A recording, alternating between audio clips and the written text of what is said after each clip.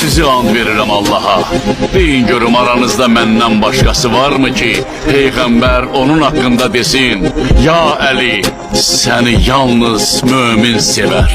Səninlə yalnız kafir düşmən olar. Sizi and verirəm Allaha. Mənə deyin görüm, Resulullah buyurmadı ki, sabah bayrağı elə şəxsə verəcəyəm ki, Allahı və Peyğəmbərini sevir. Allah və Peyğəmbər də onu sevirlər.